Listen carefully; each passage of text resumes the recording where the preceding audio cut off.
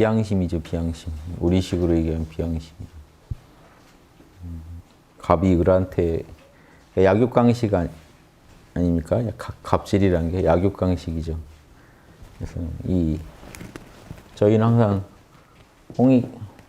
홍익인간주의자가 돼야지. 예, 약육강식. 그러니까 약한 자는 고기가 되고 강한 자가 그걸 먹는 이 갑질이죠. 넌 을이니까, 넌 약자니까, 난 강자니까 내 말 들어. 착취하겠다 하는 게 갑질이죠. 우리가 갑질하면 싫은 이유가 비양심이죠. 그게.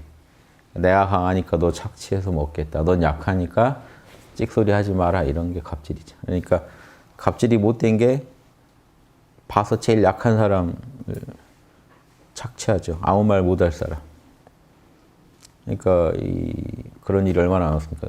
그러니까 자기한테 조금이라도 권력이 있으면 그 권력에 좌지우지 될 수 있는 사람한테 하는 갑질을 하죠. 그러니까 못돼 처먹은 거죠, 이게. 중생이 그래요. 그런데 그걸 하고 싶은 게 중생이고. 해도 적당한 선에서 멈춰야 되는데 선을 넘어가면 이거는 소시오패스 되는 거죠. 이런 짓 자꾸. 그래서 이런 짓 자꾸 하시면 공부에서 멀어지죠. 그래서. 근데 현 사회가 약육강식 이런 주의자들이 성공해요. 일시적으로 갑질을 해서 착취해서 자기만 키워서 자기를 더 강하게 만들어서 올라가면 사회에서 강자로 인정해 주니까 자꾸 이런 짓을 하는 거죠. 양심으로 성공하려면 힘들죠. 양심 다 지키면서 성공하기 힘드니까 이런 짓 해가지고 위로 올라가니까 약자들을 쥐어짜가지고 자기 하나 사는 거죠. 가능해요. 이 길이 있으니까 자꾸 이 짓을 하죠, 사람들이.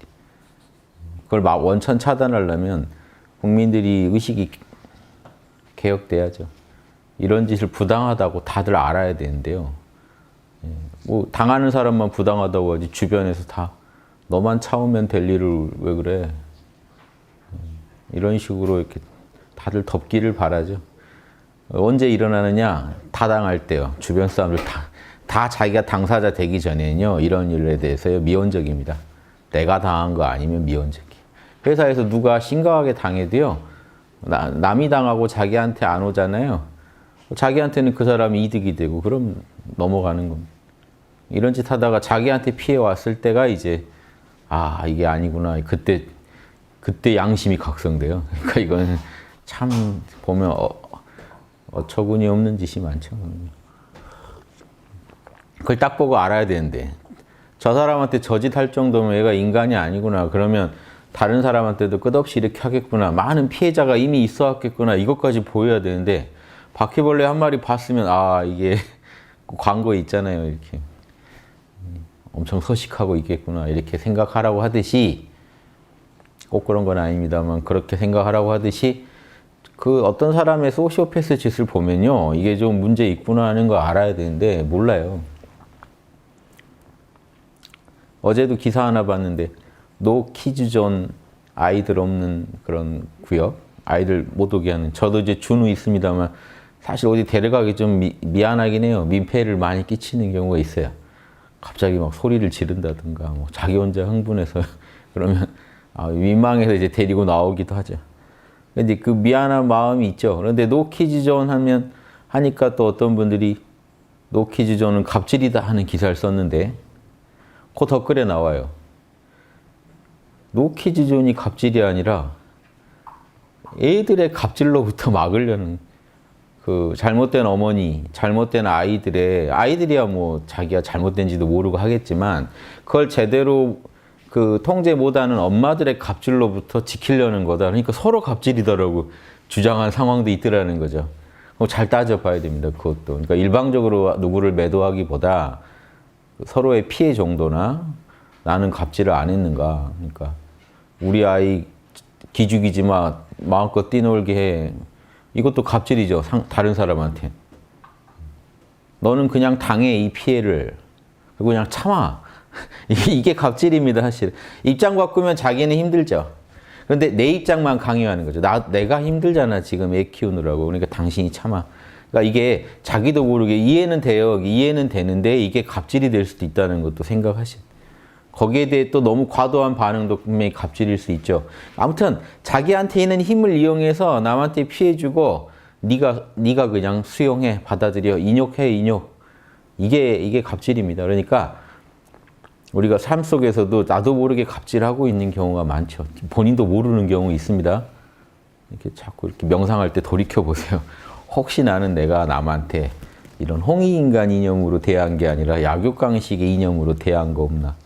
양심에 찔리는 거 없나 보시면 나오는데, 문제는 뭐냐면 그렇게 해서 빨리 안 나오는 게, 이런 분석을 꼭 노트로는 안 쓰시더라도 항목별로 마음으로 하나씩 꼼꼼히 따져보셔야 되는 게요. 일반적으로 여러분이 모르니까 해요.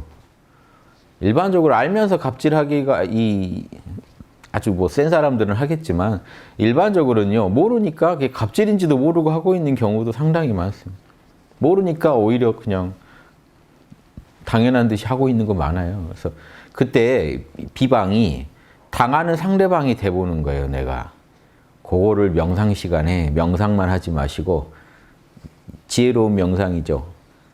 역지사지 해보는 게 제일 큽니다.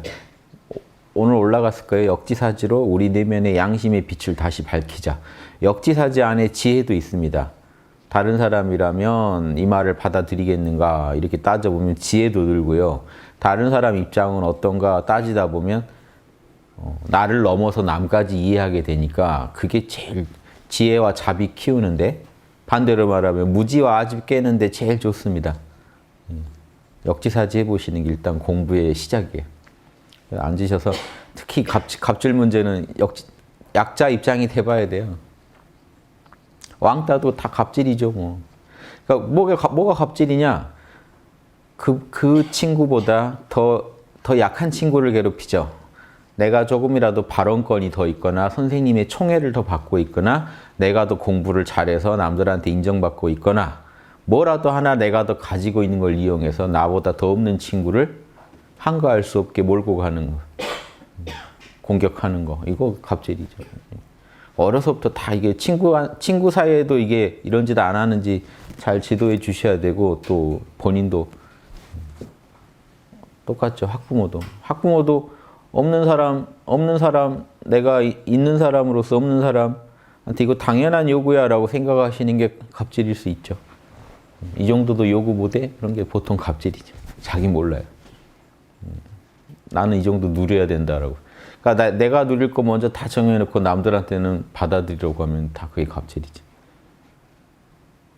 갑질 잡는 건 이겁니다. 이거 분석하고 계속 갑질하실 수 없을걸요. 약육강식이면 이거는 비양심의 도구요. 양심의 도는 홍익인간이라는 건 나보다 약한 사람들 도와주자는 거죠. 나보다 약한 사람 도와서 강하게 만들 그 이론이 홍익인간입니다. 어렵겠죠. 보세요. 보살들이 제일 잘하는 게 법보시라는 게 뭡니까? 요즘 법이 정보죠, 정보. 그러면 정보 하나라도 더 진 게 힘인데 법을 무상으로 보시한다는 거 뭐죠? 남을 강해지게 하겠다는 거예요. 정보 하나에 있어서 강자가 약자들을 끌어올려서 최대한 강해지게 만들겠다는, 이런 발상이 홍익인간적 발상이에요. 이런 분들이 계셔서 우리가 그만큼 살아온 거예요. 그러니까 우리도 보살이 돼서 또 갚아야죠. 근데 내가 하나라도 남보다 더 아니? 모르는 너는 내 말 들어. 그러면 갑질입니다. 사이비종교 가보세요. 갑질의 왕국이죠, 거기. 뭐 하나라도 더 안다는 사람들이 모르는 사람을 착취합니다. 별의별 짓 다 시킵니다. 그런데 또 어느 단체를 갔더니 뭐 하나라도 더 아는 사람이 모르는 사람한테 그걸 주려고 밤에 잠 안 자고 연구하고 있다. 그럼 거기는 홍익인간 이념이 구현되고 있는 곳이죠. 간단해요. 가보시면 바로 알 수 있어요. 여기 홍익인간 하는 곳인지 약육강식 하는 곳인지. 내가 지금 여기 딱 그 단체에 딱 사인하고 들어간 순간 이 먹잇감이 되고 있는지 대접을 받는지 보면 아시죠, 바로.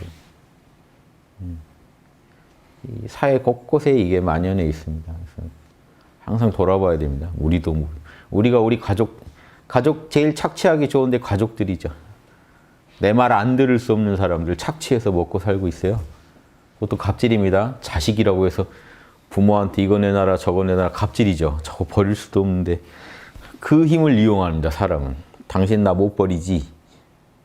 내 말에 한거할 수 없지. 그때 다 계속해서 요구해서 따내는 거. 돌이켜보면 갑질이죠. 상대방 입장 돼보면요. 참 이게 끌려가는 거죠. 이거 어떻게 할 수가 없어서. 그런 처지에 아무도 놓이고 싶은 사람은 없어요. 그런데 나는 누리고 싶다는 거죠.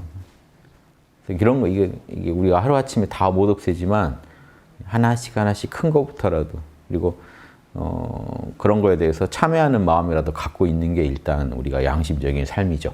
오늘 하루 내가 모든 걸 다 반성하고 모든 걸 바로잡을 수 없지만요. 큰 것부터 시작해서 오늘 분명히 참여하고 상대방 입장 돼보기 연습해보는 거, 명상을 통해. 이게 사람 되는 길입니다. 요거 빼고 견성이 뭐가 문제인지 아세요? 제가 견성이나 이런 깨달은 분들이 오히려 더 소시오패스가 될 수 있다고 지적하는 이유가 견성이나 이런 황홀감, 삼매 체험에 취해서 이런 걸 돌아보질 않아요. 또 다른 이제 슈퍼갑이 됩니다. 나는 모든 중생을 뛰어넘은 더 위대한 존재다라고. 그러니까 나한테 누군가 와서 바치고 나한테 착취당하는 거는 그 사람한테도 공덕이라고 생각해요. 슈퍼갑이라고 할 만하죠. 부끄러움도 없습니다. 누가 나한테 내가 위대한 존재이기 때문에 누가 나한테 뭘 잘하면요. 그래 너도 내 덕에 너 공덕 짓는 줄 알아 라고 생각해요. 미안하다고 고맙다고 생각을 안 합니다. 그래서 잘못된 영성은요. 엄청나게 무서운 결과를 초래해요. 자해해타, 지 인생도 망치고 남도 망쳐요. 자리이타, 자기도 망할 거 살리고 남도 살려줘야 되는데 그래서 자리이타는 이 양심의 도고 약육강식은 비양심의 도입니다. 욕심의 도죠. 누구나 자기가 제일 중요하고 남은 내 인생의 들러리죠. 내가 제일 중요하죠. 나 빼고 다 잘 되면 그거 어떻게 삽니까? 내가 잘 돼야지. 다 안 되더라도 내가 잘 돼야지. 일단 나는 잘 돼야 되잖아요. 그래서 사람이 어쩔 수 없잖아요. 그 마음이 있잖아요. 그런데 남을 해치고까지 잘 되겠다는 사람하고 그건 아니라는 사람, 같이 잘 됐으면 하는 사람이 있는 거죠. 이 둘이 있는 거예요. 그래서 이 같이 잘 되자는 게 포살도고 나는 망하자가 아닙니다. 같이 잘 되자죠. 요건요. 남들은 모르겠고 나만 잘 되면 좋겠다. 더 나아가서 남을 짓밟아서라도 내가 잘 돼야겠다는 거죠. 이렇게만 구분하시면 갑질을 이 정도로 연구 안 하시면요. 갑질 뭐가 갑질인지 어느 케이스로는 아는데 갑질이 뭔지 정확히 모르시면은 여러분이 갑질을 하고 다닐 수가 있습니다. 그래서 제가 이 얘기 나온 김에 다시 한번 말씀드립니다. 나한테 있는 힘을 이용해서 상대방을 한거하지 못하는 상대방을요 계속 착취하는 게 갑질입니다. 받아들이라고 하는. 그래서 아까 그런 아이들 문제도 양쪽이 다 서로 한번 일단 서로 뭐 이게 노키지존이 옳으냐 아니냐 따지기 전에 서로 돌아볼 필요가 있어요. 상대방 입장을 배려하는 문제에 대해서 나는 배려했는가.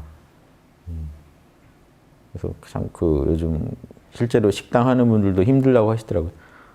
애 엄마들이 와서 그러니까 우리 애 주게 뭐만 좀 갖다 주라. 막 이렇게 이런 무리한 요구. 한번 서비스로 했다가 너무 요구해 와서 멈추는 경우들이 많대요. 참 안타깝죠. 좋은 마음으로 시작된 제도인데 이제 그거를 이제 아예 대놓고 한 권리로 알고 요구하면 또 멈추고 이것도 참 이게 아쉬운 거예요. 인간 하는 짓을 보면 조금만 이거 따지시면 그런 일까지 절대 안 가는데 좋은 게 좋은 걸로 끝나는데 그렇게 안 되는 게 에고가 탐진치 덩어리들이 제가 너무 많아서 일을 망쳐놓습니다. 뭐 양심 우산 그러면 하나도 안 남아요. 우산. 괜히 양심이 부끄러울 지경이 되죠. 그래서 이런 짓 안 하는 게 그냥 함부로 할 짓이 아니에요. 우리 양심을 믿습니다. 믿지 마세요. 지금 양심 그렇게 믿을 양심 아니고 조금씩 노력해 가야지. 괜히 믿었다가 지금 뭐 전혀 공부를 한 게 없는데 갑자기 믿으면요 실망만 큽니다. 그러니까 상대방 우리가 양심 주장하는 단체지만 상대방 양심 지금 다 믿을 수 있으면 왜 세상이 이 지경이 왔겠습니까? 서로 나도 개발할 테니 당신도 개발합시다 해서 서로 함께 개발할 연구를 해야지 지금 갑자기 우리가 양심이 완성된 사람인 척 굴어도 안 되는 거고 우리는 욕심이 더 승해요. 순임금이 이 위대한 성자 동양의 성자 순임금이 그랬잖아요. 양심의 마음은 미약하다. 인간한테 욕심의 마음은 위태위태하다. 금방 일이 치닫고자 하는 마음이 있어요. 조금만 방치하면 일이 가요. 저도 그래요. 제가 조금만 편하면요. 저보다 약자를 착취하고 싶죠. 제가 당장 편하면 눈 감고 싶은 거죠. 나 때문에 누군가 피해를 보고 있을 때 꼭 막 착취하지가 아니더라도요. 나 때문에 우리 부모님이 고생하더라도 내가 당장 편하면 눈을 좀 감는다고요. 부모님이 뭐 날 낳았으니 책임지셔야지. 엉뚱한 소리 해가면서 말도 안 되는 소리를 막 해요. 이제 포장을 해야 되니까. 자기도 양심은 있는 거죠. 이렇게 막 합리화를 하려고 그래요. 다 상대방한테 뭔가 책임이 있느냐.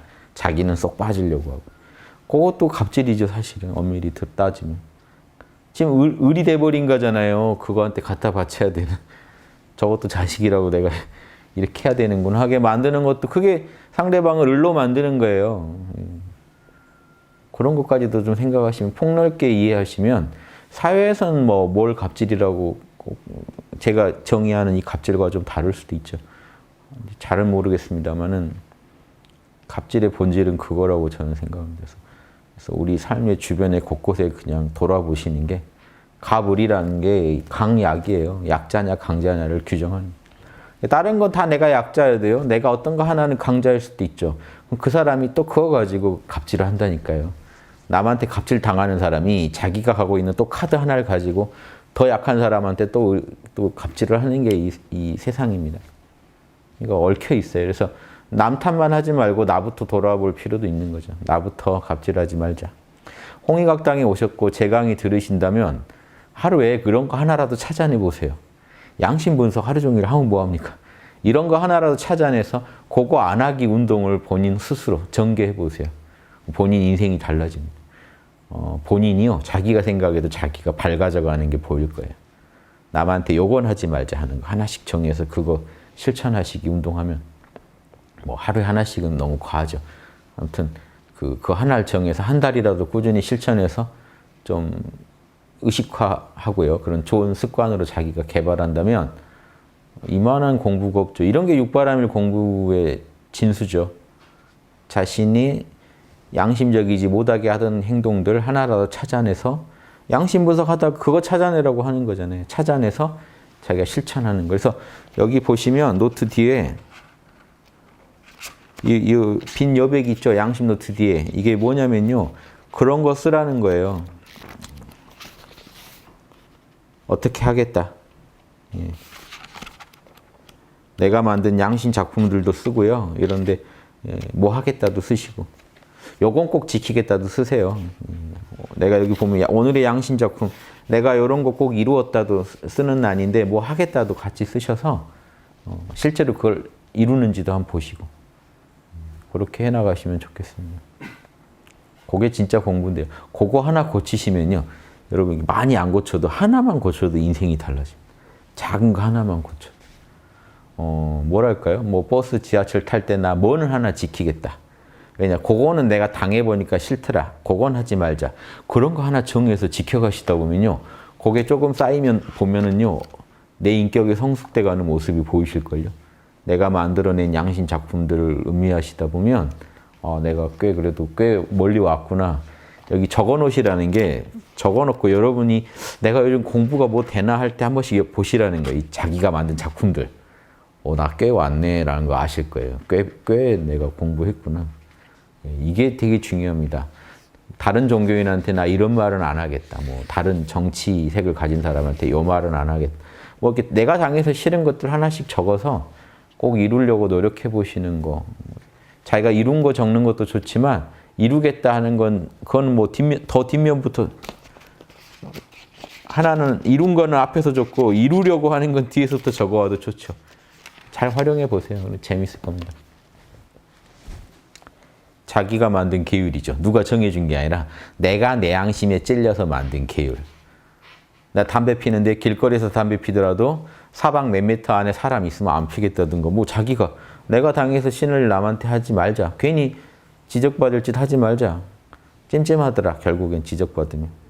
그 찜찜하지 않나요? 내가 담배 피고 가는데 옆에 엄마랑 꼬맹이 가다가 둘이 막 코 막고 가고 있는 거 보면 좀 거시기 하지 않나요? 거기서 또 내가 낸 세금 내가 태우는데 왜 내 세금으로 니네 다 먹고 사는 줄 알아? 막 이게 또 뭐라고 할 수도 있어요. 억울하시겠죠. 세금도 되게 많이 내요. 담배 피우시는 분들이. 세금 내면서 대접 못 받죠. 참 억울할지. 이해는 되는데 당장 누군가한테 피해가 가니까 그분이 만약에 내 아내 내 딸이라면 기분 좋으실 수는 없죠. 참 이런 게 이게 실제 공부인데요. 갑질하지 않기 이것만 지켜도 여러분 아마 성자 되실지도 몰라요. 갑질하지 않기를 되게 폭넓게 지켜가다 보면 성인이 되시지 않을까 하는 생각도 드네요.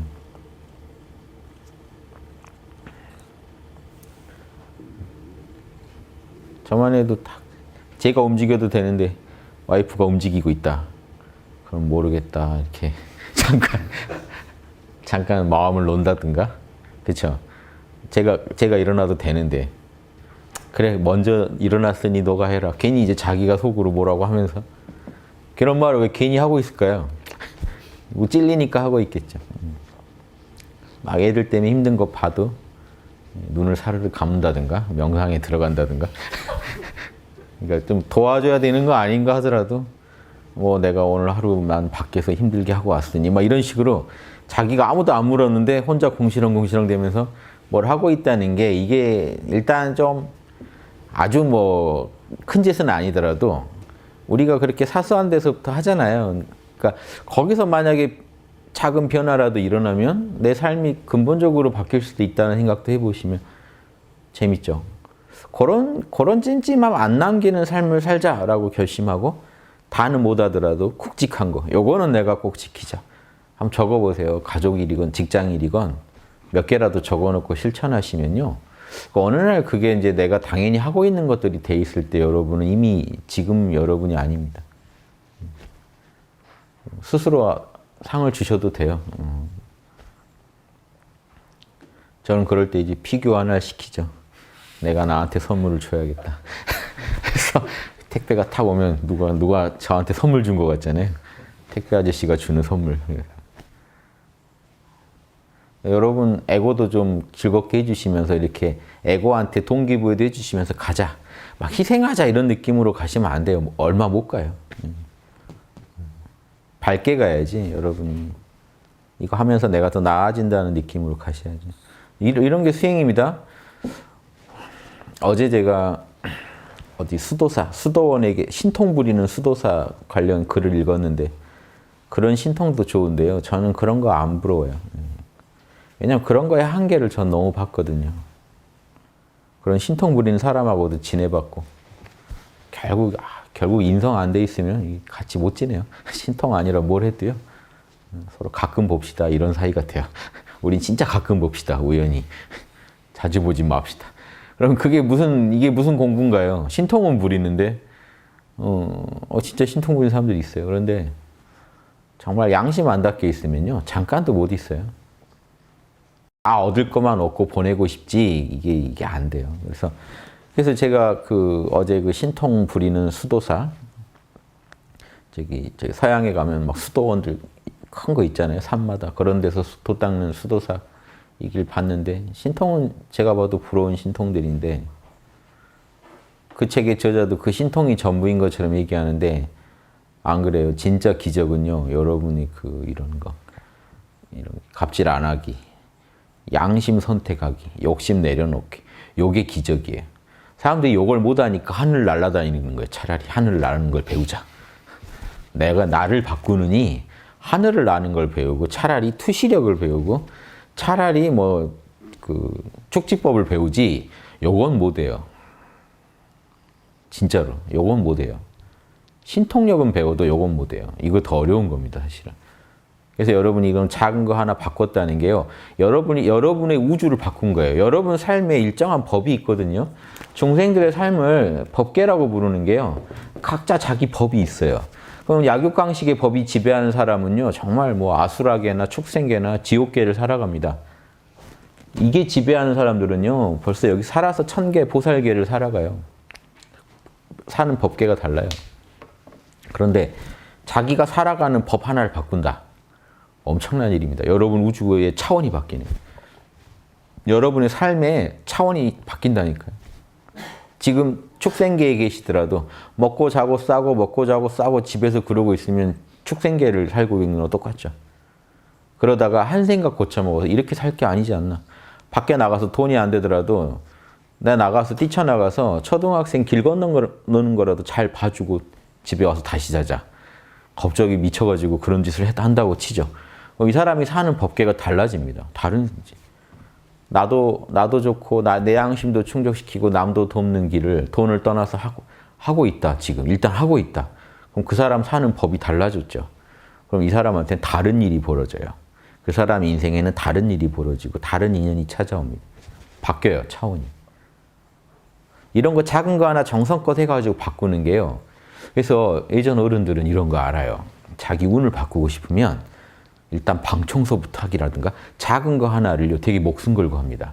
그러면서 전체 운을 바꾸는 거를 추구해요. 아주 현명한 방식이에요. 진짜로 뭐 하나 정해서 그걸 하는 거예요. 밥을 안 남기겠다면 안 남기는 걸 연습하면 몰입해서. 그럼 이게요 또 어떤 인과를 가져와요. 자기가 사는 법을 바꿨잖아요. 바뀌어요. 청소를 하겠다. 이불 정도는 잘하겠다. 되게 작은 거 같죠. 이거 하나를 정성껏 하면요. 달라집니다. 전체 카르마가 바뀌어요. 제가 예전에 한번 말씀드렸는데 작은 거 하나만 바뀌어도 전체가 바뀐다. 그래서 그런 걸 몇 개씩 바꿔가면서 자기 운명을 개조해 가는 거예요. 그래서 운명 바꾸는 법을 아는 사람들은요. 이걸 본능적으로 알고 하더라고요. 제가 보니까. 일본의 어떤 야구 선수인가? 글을 봤는데 큰 훌륭한 선수가 되고 싶어서 뭐 했느냐? 방 청소하기부터 시작해요. 그러니까 이 작은 습관들을 바꿉니다. 그래서 거기다 그걸 정성껏 해요. 자기 삶 전체를 바꿔가요. 작은 습관을 바꿔서 전체를 바꿔가요. 맛을 바꿔버린. 그거 괜찮은 방식입니다. 그래서 뭐라도 하나, 근데 제가 아무거나 바꾸시지 마시고 양심에 찔리는 거를 양심에 합당하게 바꾸시는 쪽으로 노력하시면 갑질 안 하기. 그것도 구체적으로 좀 정하세요. 뭐 안 하기 해서 본인이 바로바로 알고 할 수 있게 해가지고 그거 작은 거 고쳐 나가시면요. 본인이 할 만한 걸로 해서 너무 무리한 거 하지 마시고 갑자기 막 너무 센 거 거시면 안 되고 하실 만한 거 조금 노력하면 하실 만한 것부터 시작해서 몇 개씩 바꿔 나가시다 보면요. 인생 전체가 바뀌실 거라고 확신합니다. 그래서 이쪽에서 이쪽으로 어떻게든 벗어나시길 바랍니다. 요거 마음에 걸리는 거 많이 하시면 안 돼요. 사회에서 성공하셔도요. 그거는 예전에 봉호 선생님은 그렇게 얘기하시더라고요. 그거는 전에 해놓은 공덕을 까먹는 거기 때문에 공덕이 있는 동안에는요. 감방에도 안 가고 잘 살아요. 공덕이. 근데 그 공덕 다 쓴 거예요. 마이너스가 딱 되면요. 살아생전부터 벌을 받기 시작해요. 마이너스로 딱 떨어지기 시작합니다. 그래서 그런 짓 하지 마. 지금 살아서 떵떵거리는 정치인들, 권력자들 죽으면 다 알 수 없게 어마어마하게 고생한다. 그러면서 옛날 얘기 하나 해주시는데 알록산 때니까 당나라 때죠. 당나라 때 어떤 그 벼슬아치가 하나 있는데 알록산도 어떻게 못하게 아주 그냥 위세가 당당했대요. 그러니까 전에 공덕 쌓아놓은 게 많았던 거죠. 그러니까 살아서는 못 건드리는데 이 사람이 죽고 얼마가 지났는데 몇백 년 됐는데 어느 날 야사니까 전설 같은 이야기입니다. 어느 날 어떤 선비가 길을 가는데 마른 하늘에 벼락이 쳐서 소가 탁 죽더래요. 아니 인간을 위해 이렇게 고생하는 소가 이렇게 벼락 맞아 죽으면 말이 되나 해가지고 종이에다 바로 이게 억울한 사연에 대해서 알고 싶다고 써서 불을 태워서 하늘로 올려보낸 거예요. 하늘에다가 그러니까 하소연을 한 거죠. 왜 이 소가 이렇게 벼락을 맞아 죽느냐. 좀 황당하죠. 일단 이야기가. 그런데 하늘에서 그 벼락이 한번 다시 딱 치더래요. 소의 몸에. 근데 딱 뭐라고 썼냐면 전생에 누군데 아까 그 벼슬아치인데 7세는 기생으로 9생은 소로.